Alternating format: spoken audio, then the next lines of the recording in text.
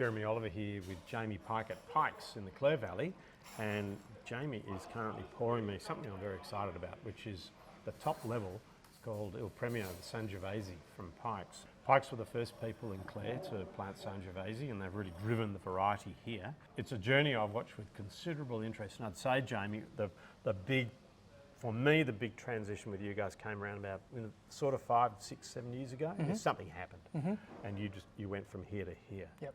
And this is the 21 vintage. I love the 20. Yep. So this is no doubting what that is. Yeah, absolutely. It's very varietal. Yeah. So we first started planting it in 1992, and it for this year 2024 vintage, it actually be our largest red wine by volume. Who would have thunk in that? crush? Yeah. Yeah. So it is a very important variety. We make a rosé with it. We make a more kind of entry-level, food-friendly style, lighter style, and then we have the Il Premio, the prize reserve Sangiovese.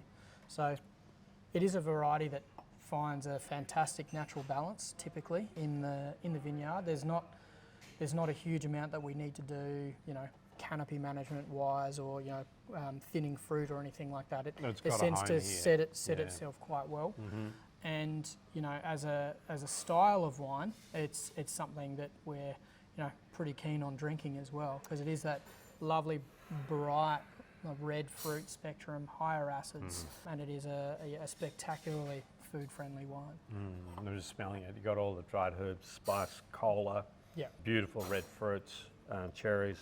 It's got a plumpness and juiciness about it, and a softness, and you almost think it's not a serious wine until you realise this lovely undercurrent of beautiful, drying, fine tannin beneath it. That with the acidity just gives it wonderful texture and definition, and helps its length. Quite an extraordinary wine. See, what I'm saying here is that often from Tuscany, the Sangiovese will have more texture and more weight. This is very much a Pikes wine. It's a Pikes impression of a top Sangiovese, which I really like, because you put your own stamp on it rather than trying to copy someone else's style, saying what can you do best with this grape. But it shrieks of being Sangiovese. It does. Absolutely shrieks of it. And that's. I think you hit the nail on the head there. What we love most about the variety is its brightness of fruit, and we're doing everything that we can to showcase that, but counterbalanced with those textural, savoury elements. So. And just as we're talking about, it so often happens that it's starting to build now. And those softer tannins are becoming firmer and more. There's also something I really love about the fruit. It's got a bloodiness about it. The sort of bloodiness you can find in really good Tuscan red, Argentinian Malbec.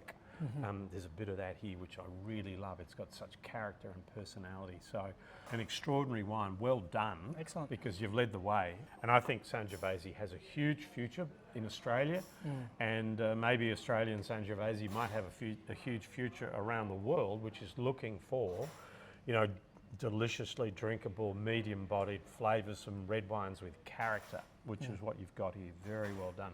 And luckily, of course, we have it on our shop here at Oliver's Wines.